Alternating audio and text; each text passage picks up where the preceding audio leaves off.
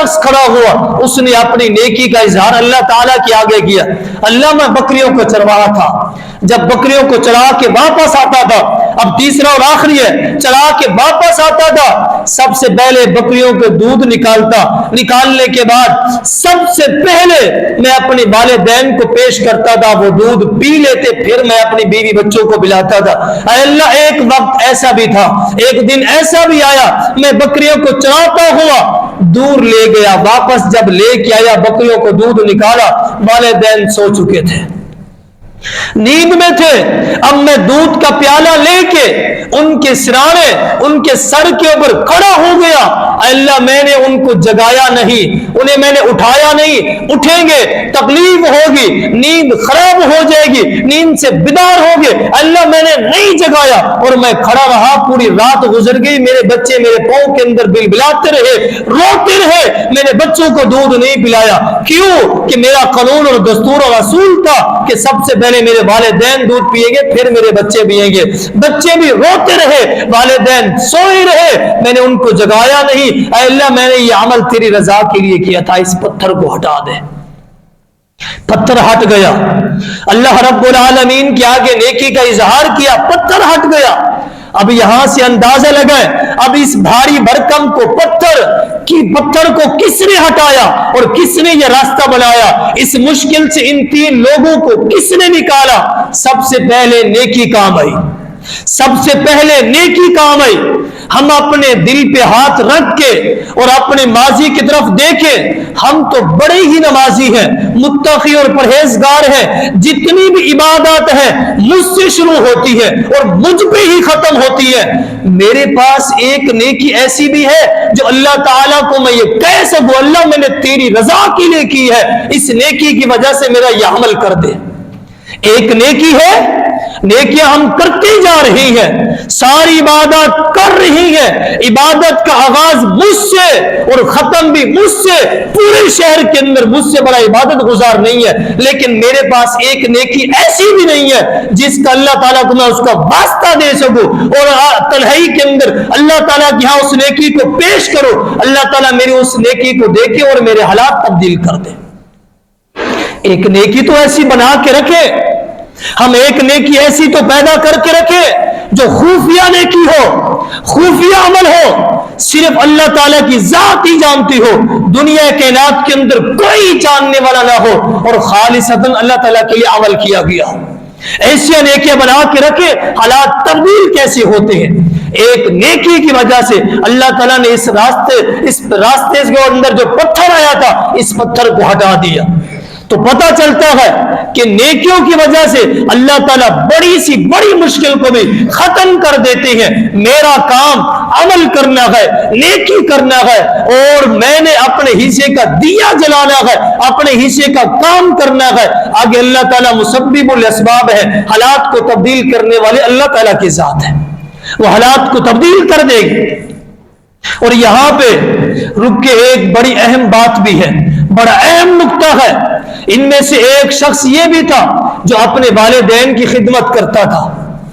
आज हम खिदमत करना चाहते हैं, बड़ा अहम जुमला है, बड़ा कमाल का जुमला है। दिल की तख्ती पे अगर सारी जिंदगी भी लिखते रहे फिर भी हक अदा नहीं होगा, इतना बड़ा कमाल का जुमला है। तो क्या कहा? हम चाहते हैं, सोच रखते हैं अल्लाह वालिदैन की खिदमत करें, लेकिन अब होश संभाला है, अब फुर्सत मिली है, अब दौलत है, अब सारी चीजें हैं, खिदमत करना चाहती है, लेकिन वालिदैन घर के अंदर मौजूद नहीं है, नजर नहीं आ रहे, फौत हो चुके हैं। अब खिदमत करने का मौका है और फुर्सत भी है, ताकत भी है, हालात भी तब्दील हो चुके हैं। चाहते हैं खिदमत करने, वालिदैन चले गए, अब क्या करें? आइए अमल बता के जा रहा हूं, इस अमल को आप कर ले। वालिदैन इस मट्टी के मणु के अंदर दफन है, उनके अमाल के अंदर इजाफा होता रहेगा, नेकियों के अंदर इजाफा होता रहेगा। आप अपने वालिदैन की खिदमत कर रहे हैं। कौन सा अमल है? नबी अकरम सल्लल्लाहु अलैहि वसल्लम की हदीस है, वालिदैन जिंदा है या वालिदैन फौत हो गए हैं, अमल आप कर ले और वालिदैन के नामा अमाल के अंदर अमाल का ये इजाफा होता रहेगा। کون سا عمل ہے؟ حدیث مصطفیٰ ہے، نبی اکرم صلی اللہ علیہ وسلم کا فرمان ہے کہ لوگوں، نوجوانوں، مردوں، عورتوں جتنے بھی ہیں والدین کی خدمت کرنا چاہتے ہیں، ایک خدمت کرنے کا انداز یہ بھی ہے، آپ کا کوئی پیسہ نہیں، کوئی زور نہیں، کوئی مشکل نہیں، کوئی بوجھ نہیں ہے، بڑا آسان سا عمل ہے، یہ آپ کر لیں، والدین کے نامہ اعمال کے اندر اضافہ ہوتا رہے گا عمل کا۔ کون سا عمل ہے؟ فرمایا کہ آپ نیک لوگوں کی مجلس کو اختیار کریں، نیک لوگ، علماء، طلباء، ایسے لوگوں کی مجلس کے اندر آپ بیٹھیں۔ اگر ہم ان کی مجلس کے اندر بیٹھیں گے والدین کو کیا ثواب ملے گا، والدین کو کیا فائدہ ہوگا؟ جی اگر نیک لوگوں کی مجلس کے اندر بیٹھیں گے، جمعے کے اندر بیٹھیں گے، پروگرام کے اندر شریک ہوں گے، آپ بیٹھیں گے، یہ عام مجلس ہو رہی ہے علماء کی، نیک لوگوں کی، اہل علم کی، جو دین کا علم رکھتے ہیں، ان کی مجلس ہو رہی ہے، آپ اس پہ بیٹھے ہیں۔ اللہ رب العالمین ایسی مجلس والوں کو 4 اعزاز عطا فرما دیتے ہیں، 4 قسم کے اعزاز دیتے ہیں، ان میں سے والدین کا بھی اعزاز ہے۔ اب سنیں، پہلا اعزاز یہ ہوتا ہے کہ اللہ تعالیٰ اس پوری مجلس والوں کے اوپر اپنی رحمت کو نازل فرما دیتے ہیں۔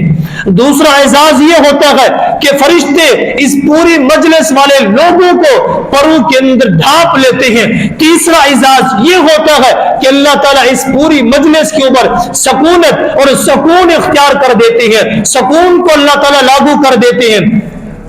چوتھا اور آخری اعزاز یہ ہوتا ہے کہ اللہ تعالیٰ جتنے بھی لوگ مجلس کے اندر موجود ہیں، اللہ تعالیٰ ان سارے لوگوں کا ذکر فرشتوں کی مجلس کے اندر کرتے ہیں۔ جتنے بھی لوگ ہیں کہ فلاں فلاں فلاں شخص بھی اس مجلس کے اندر موجود ہے، فلاں بھی اس مجلس کے اندر موجود ہے، ذہن کے اندر سوال پیدا ہوتا ہے۔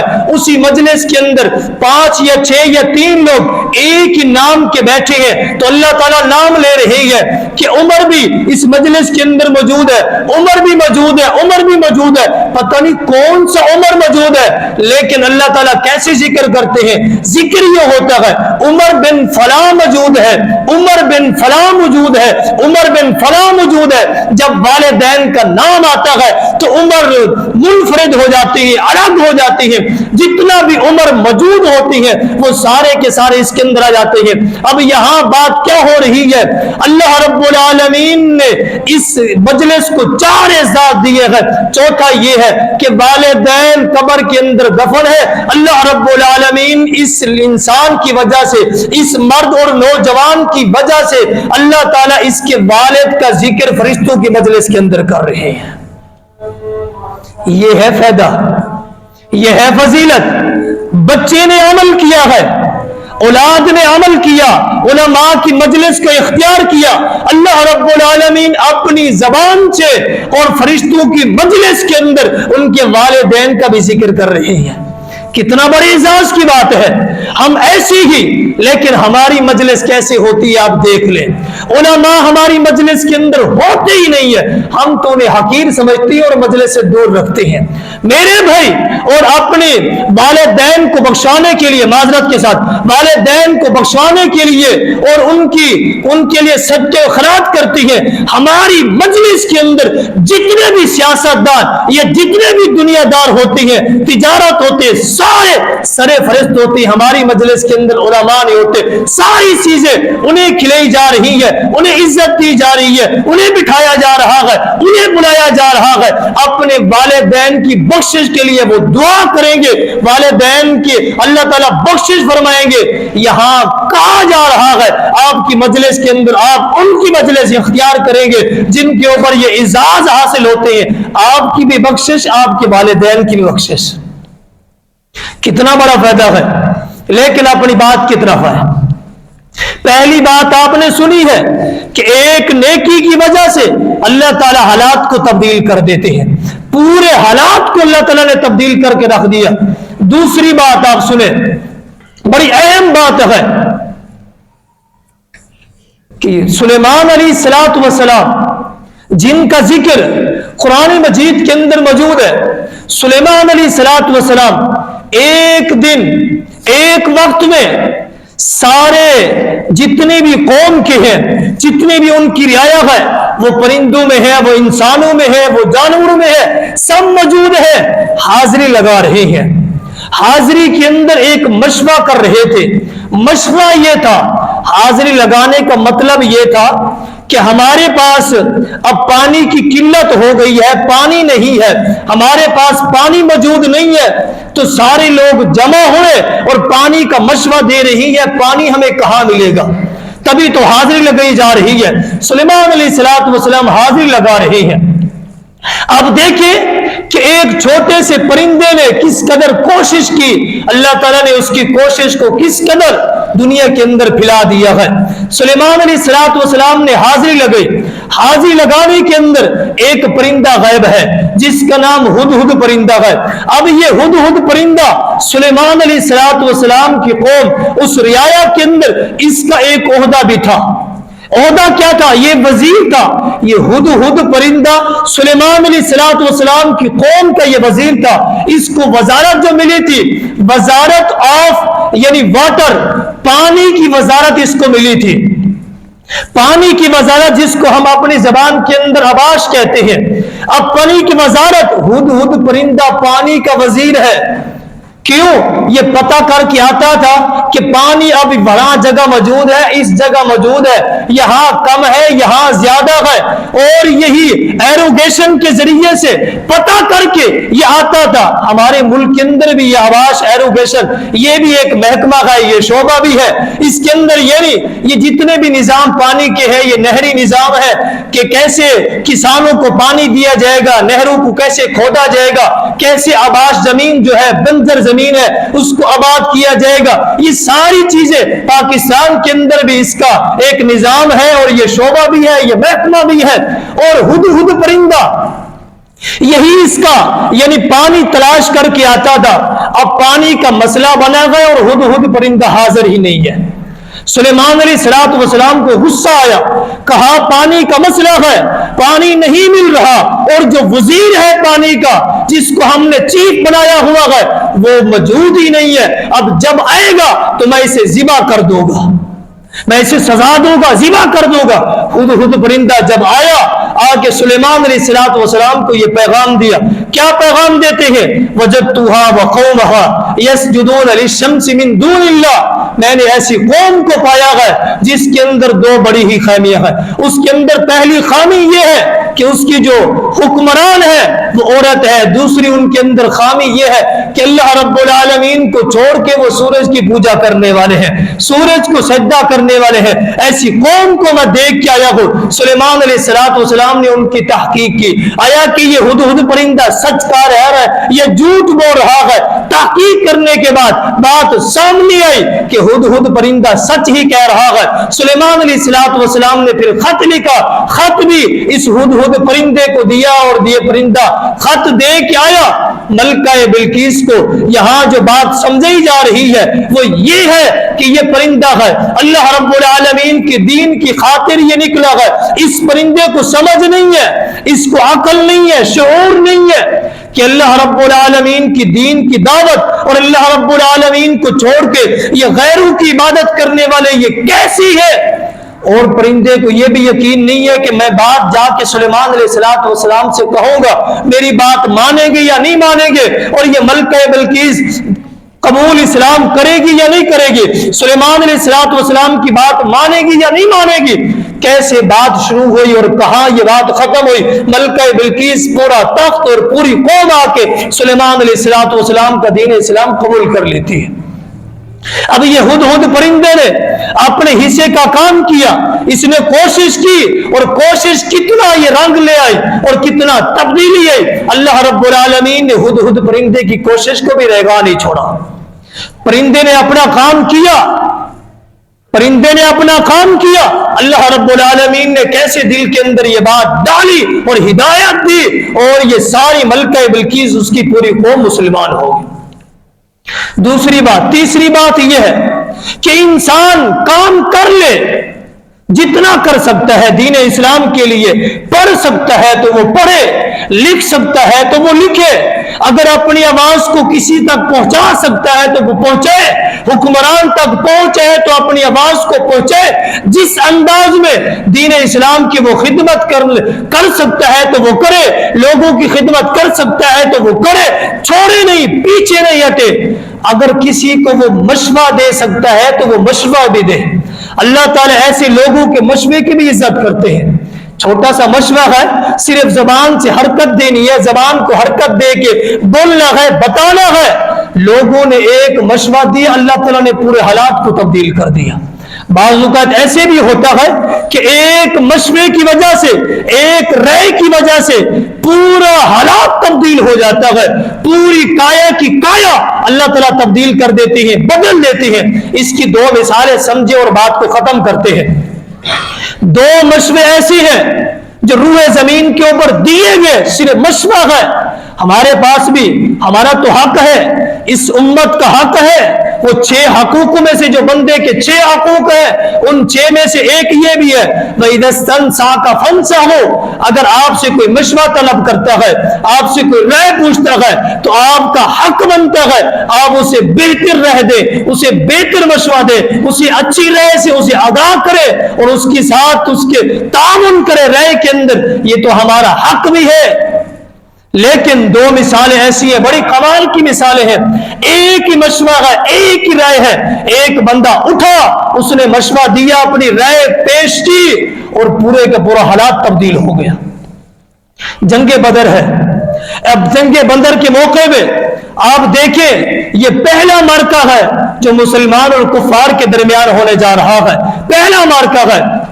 نبی اکرم صلی اللہ علیہ وسلم کو پتہ چلا، ابو سفیان جب مسلمان نہیں ہوئے تھے، چند ایک لوگ 20-25 کے قریب یہ لوگ شام سے یہ تجارتی قافلہ لے کے آ رہے ہیں، آپ کو پتہ چلا، بتایا گیا اس تجارتی قافلے کے اندر اس وقت کا ایسا اسلحہ بھی موجود ہے جو مسلمانوں کے خلاف یہ استعمال کیا جائے گا۔ آپ نے چند صحابہ کرام کو لیا، اب اس قافلے کے راستے کو روکنے کے لیے جا رہے ہیں۔ جیسے ہی باہر نکلے، ابو سفیان کے قافلے کو پتہ چل گیا کہ مسلمانوں کو ہمارے آنے کا پتہ چلا ہے، مدینہ سے باہر آ کے ہمارے قافلے کو روکنا چاہتے ہیں۔ ابو سفیان اس وقت کا بڑا ہی یعنی دنا انسان، اور صحابی رسول بعد میں بڑے ہی دنا انسان تھے۔ کیا کرتے ہیں، جس راستے بھی آ رہے تھے اس راستے کو چھوڑ کے نیچے والا راستہ، سورۃ انفال کے اندر یہ پورا واقعہ درج ہے، نیچے کا راستہ اختیار کر کے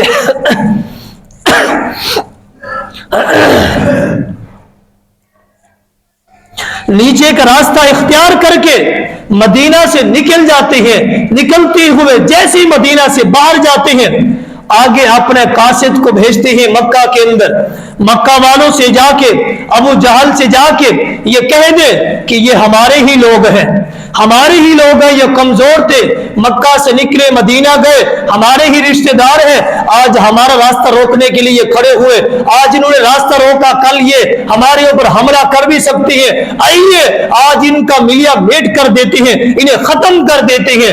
ابو جہل بھی قافلہ لے کے آ گیا، ابو سفیان بھی، اب مار کے ہونا جا رہا ہے۔ اللہ رب العالمین کی طرف سے یہ اعلان بھی ہو گیا کہ آپ ان کے ساتھ جنگ کریں، اب جنگ کا حکم بھی مل گیا۔ نبی اکرم صلی اللہ علیہ وسلم، اپنی بات کی طرف آ رہا ہوں، واقعہ بڑا طویل ہے۔ نبی اکرم صلی اللہ علیہ وسلم نے صحابہ کرام کو لیا، لینے کے بعد ایک جگہ پہ، بدر کے مقام پہ ایک جگہ پہ آپ نے پڑاؤ ڈالا، سارے خیمے بنا لیے گئے۔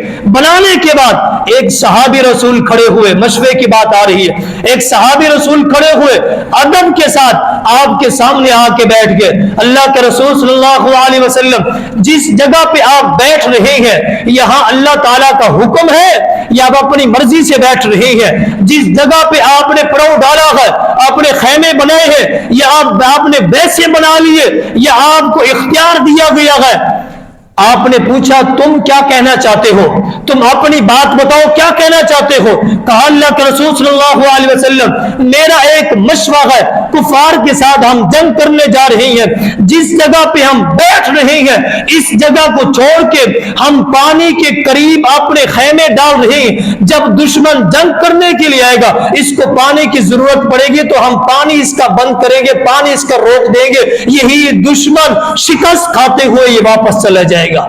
सहाबी रसूल का ये मशवरा अल्लाह रब्बुल आलमीन को और नबी अकरम सल्लल्लाहु अलैहि वसल्लम को बड़ा ही पसंद आया। कहा पानी के बगैर तो जंग हो ही नहीं सकती, पानी के लिए दुश्मन पलटेगा, ये आएगा। और जब सहाबा इकराम का मुसलमानों के खेमे पानी के करीब होंगे तो ये कुफार पानी के करीब नहीं आएंगे, यहां से शिकस्त खा के चले जाएंगे। आप उठे और पानी के करीब ये खेमे बने, वहां से खेमे खत्म किए और एक मशवरे की वजह से, एक मशवरा दिया उस सहाबी रसूल ने, और अल्लाह रब्बुल आलमीन ने कैसे हालात बदले और पूरी ये जंगे बदर सारी की सारी मुसलमानों ने ये फतह कर ली है। मुसलमानों ने फतह कर ली। सिर्फ वो अपने साथ रक्स करने वाली औरतों को शराब और कबाब और साथ ही वो तकब्बुर के साथ आए थे, इस अंदाज में आए थे कि हम अभी मुसलमानों का मिलिया वेट कर देंगे। अल्लाह रब्बुल आलमीन ने कैसे हालात बदले और कैसे तब्दील किए, सिर्फ एक मशवरे की वजह से। इंसान की एक राय और इंसान का एक मशवरा भी पूरे हालात को तब्दील कर देता है। इंसान दीन इस्लाम के लिए, लोगों की खैर खैर के लिए जितना कर सकता है अच्छाई के काम करे।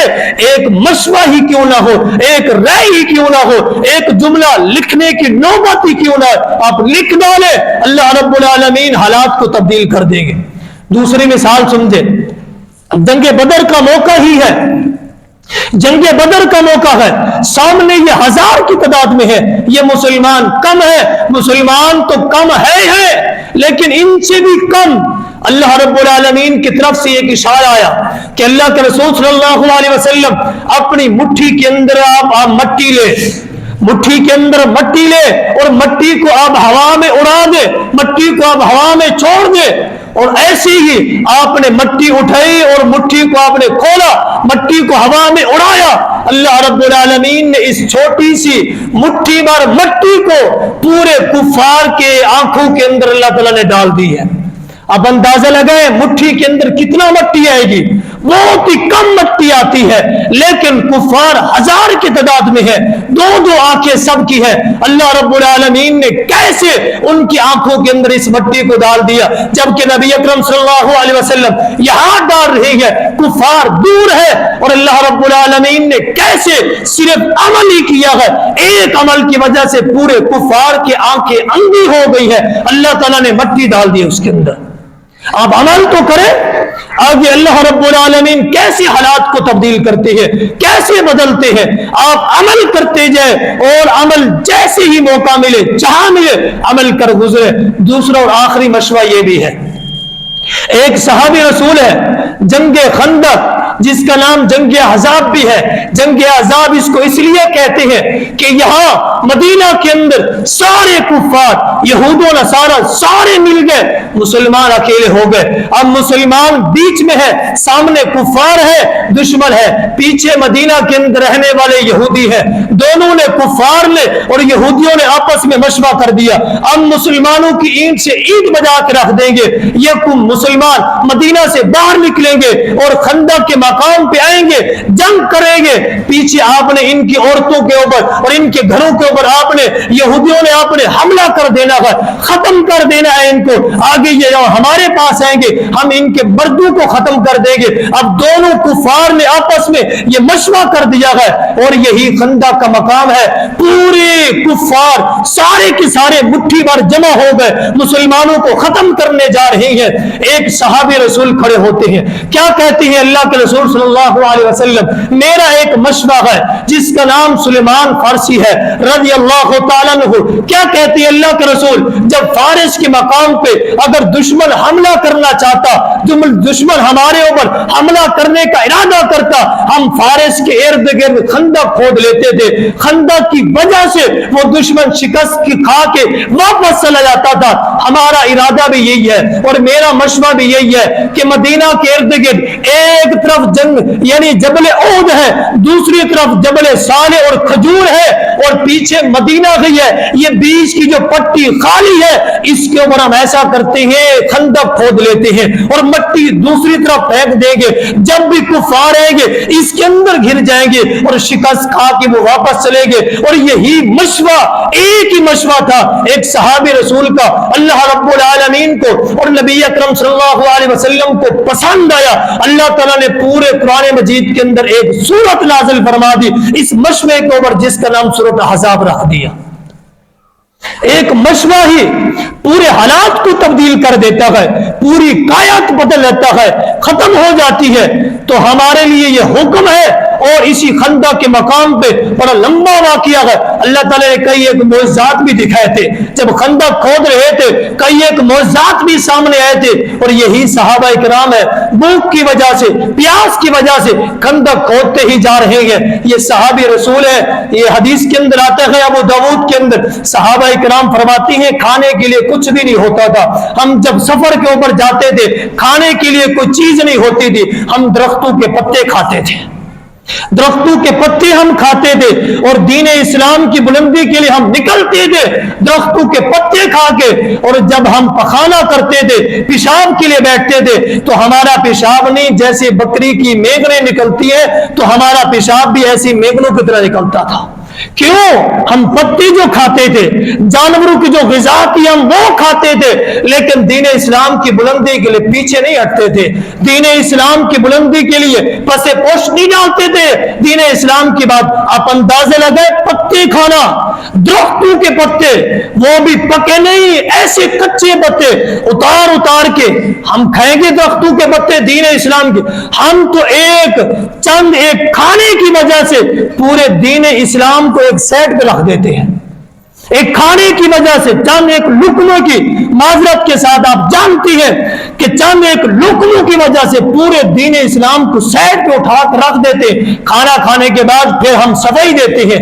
کیا کرے معاشرہ ہے, کیا کرے لوگ ہیں, کیا کرے خاندان ہے, کیا کرے رشتہ دار ہے, یہ ٹوٹ جائیں گے. میرے بھائی جو ہم تک دین پہنچا ہے اس صحابہ نے پہنچایا ہے, ان ہستیوں نے پہنچایا ہے جنہوں نے درختوں کے پتے کھائے اور پیشاب کی جگہ میگنیں نکلنے والی ہے. آپ کو بات سمجھ نہیں, امام بخاری کے حالات پڑھ کے دیکھے.